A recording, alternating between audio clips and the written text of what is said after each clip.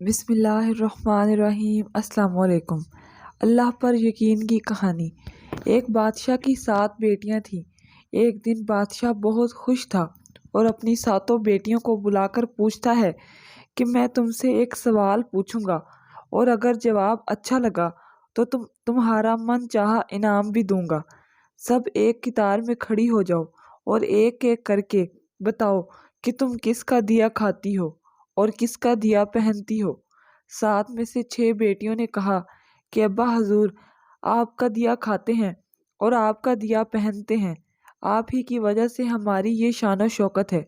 یہ سن کر بادشاہ بہت خوش ہوا اور سب کو ان کی من پسند چیز دے دی۔ جب سب سے چھوٹی بیٹی کی باری آئی تو اس نے کہا کہ میں اللہ کا دیا کھاتی ہوں اور اپنی قسمت کا پہنتی ہوں اور یہ میرا نصیب ہے۔ بادشاہ یہ سنتے ہی آگ بگولا ہو گیا اور کہنے لگا، اے کم بخت، تو نے میری ناشکری کی ہے، تجھے اس کی سزا ضرور ملے گی۔ شہزادی نے کہا، جو حکم ابا حضور۔ بادشاہ نے سپاہیوں کو حکم دیا کہ جاؤ اسے جنگل میں چھوڑ آؤ، میں بھی دیکھوں کہ یہ میرے بغیر کیسے اللہ کا دیا کھاتی ہے اور اپنے نصیب کا پہنتی ہے۔ شہزادی سے تمام زیورات واپس لے لیے گئے اور خستہ حال کپڑوں میں بغیر کسی ساز و سامان کے بادشاہ کے حکم کے مطابق جنگل میں تنہا چھوڑ دیا گیا۔ لیکن شہزادی بہت مطمئن تھی اور اللہ پر توکل تھی کہ جو اس نے رزق اور عیش و عشرت میرے نصیب میں لکھی ہے وہ مجھے ضرور ملے گی۔ سب سپاہی شہزادی کو چھوڑ کر واپس چلے گئے۔ شہزادی جنگل کو دیکھنے لگی۔ چاروں طرف درخت ہی درخت تھے اور دوپہر سے شام ہونے والی تھی کہ شہزادی نے سوچا کیوں نہ کچھ لکڑیاں جمع کر لوں تاکہ رات کو آگ جلاؤں، پھر کوئی جنگلی جانور پاس نہیں آئے گا اور رات بھی گزر جائے گی۔ شہزادی جنگل میں لکڑیاں ڈھونڈنے چل پڑی۔ اس کی نظر ایک جھونپڑی پر پڑی جہاں باہر ایک بکری بندھی ہوئی تھی اور اندر سے کھانسی کی آواز آ رہی تھی۔ پہلے تو شہزادی بہت حیران ہوئی کہ اتنی ویران جگہ پر جھونپڑی۔ جب وہ جھونپڑی کے اندر داخل ہوئی تو کیا دیکھتی ہے کہ ایک بوڑھا ضعیف ایک چارپائی پر لیٹا ہے اور کھانستے کھانستے پانی پانی پکار رہا ہے۔ شہزادی ادھر ادھر دیکھتی ہے تو کونے میں ایک پانی کا گھڑا پڑا ہوتا ہے۔ وہ گلاس میں پانی بھر کر بوڑھے ضعیف کو پلاتی ہے اور جھونپڑی کی صاف صفائی کرتی ہے۔ اتنے میں بوڑھا ضعیف شہزادی سے پوچھتا ہے کہ بیٹی تم کون ہو اور اتنے بڑے جنگل میں تم اکیلی کیا کر رہی ہو؟ تب شہزادی اسے پورا ماجرا بتاتی ہے کہ وہ یہاں تک کیسے پہنچی۔ بوڑھا ضعیف اسے جھونپڑی میں ہی رہنے کا بولتا ہے اور کہتا ہے کہ میں شہر میں کام کرتا ہوں، صبح شہر چلا جاؤں گا اور 8 دن کے بعد آؤں گا۔ تم یہیں رہو اور جھونپڑی میں کھانے کا سامان ہے اور ندی پاس ہی ہے تو وہاں سے گھڑا بھر لیا کرو۔ صبح کو بوڑھا ضعیف شہر چلا جاتا ہے اور شہزادی یہاں اکیلی جھونپڑی میں سب صفائی کر کے بکری کا دودھ نکالتی ہے، آدھا اپنے لیے رکھ لیتی ہے اور آدھا باہر ایک کونے میں برتن میں ڈال کر رکھ لیتی ہے کہ رات کو کوئی جانور بھوکا یا پیاسا ہوگا تو پی لے گا، اور خود اندر آ کر سو جاتی ہے۔ صبح سویرے جب شہزادی اٹھتی ہے تو کیا دیکھتی ہے کہ دودھ کا برتن خالی اور پاس ایک لال پڑا ہوا ہے جو دیکھنے میں بہت ہی نایاب اور قیمتی معلوم ہوتا ہے، اور پاس ہی سانپ کے نشان بھی نظر آتے ہیں۔ تب شہزادی کو یاد آتا ہے کہ بچپن میں اس نے سنا تھا کہ جب کوئی نایاب سانپ بہت خوش ہوتا ہے تو ایک ایسا لال اگلتا ہے جس کی قیمت ہیرے جواہرات سے بھی مہنگی ہوتی ہے۔ شہزادی بہت حیران ہوتی ہے اور دل میں سوچتی ہے کہ شاید سانپ بھوکا تھا اس لیے وہ دودھ پی کر خوشی میں لال چھوڑ گیا۔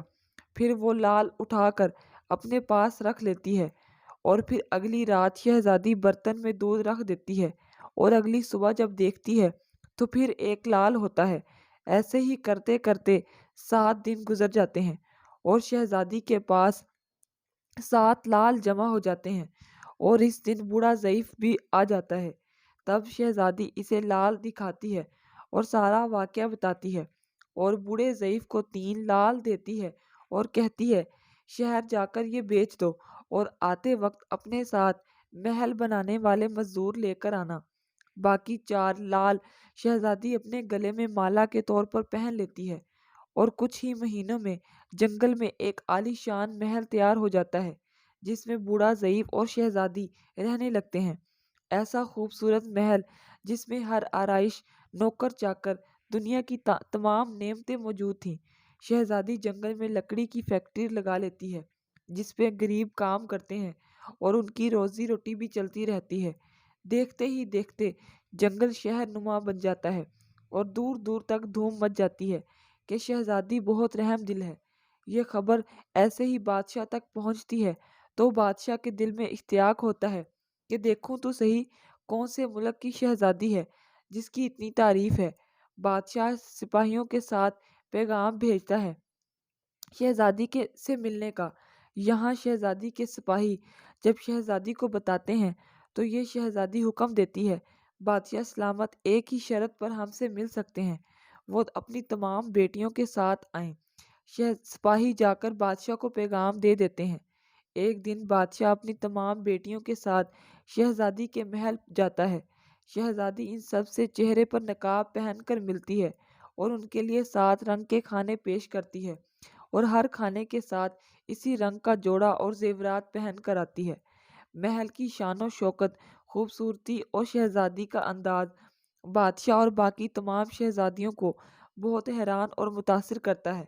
آخر میں بادشاہ شہزادی سے کہہ ہی دیتا ہے کہ تم میری بیٹی کی جگہ پر ہو اور میں بھی تمہارے کہنے پر اپنی تمام بیٹیوں کے ساتھ آیا ہوں، پھر ہم سے یہ پردہ کس لیے؟ بہت اصرار پر شہزادی کہتی ہے کہ ٹھیک ہے، میں تیار ہو کر آتی ہوں۔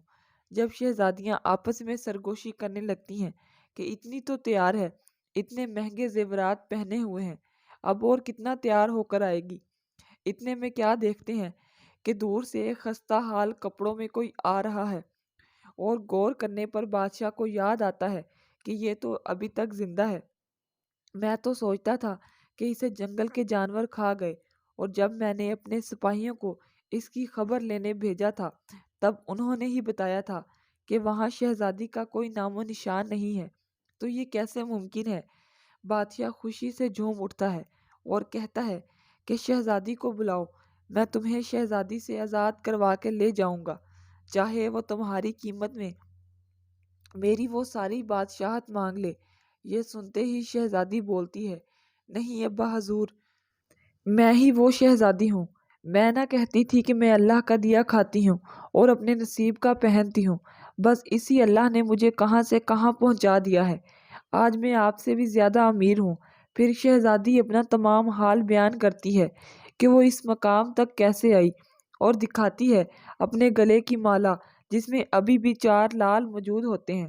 یہ بات سنتے ہی باقی تمام شہزادیاں دل میں رشک کرنے لگتی ہیں اور سوچتی ہیں، اے کاش ہم نے بھی تب یہی کہا ہوتا کہ اللہ کا دیا کھاتی ہیں اور اپنے نصیب کا پہنتی ہیں۔ تو میرے پیارے عزیز دوستو، یہ تھا اللہ کی ذات پر بھروسہ کرنے اور اللہ تبارک تعالیٰ کا شکر ادا کرنے کا انجام۔ ہمیشہ اللہ تعالیٰ کی ذات پر یقین رکھو، وہ جس حال میں بھی رکھے ہمیشہ شکر ادا کرو، وہ تمہیں کبھی اکیلا نہیں چھوڑے گا۔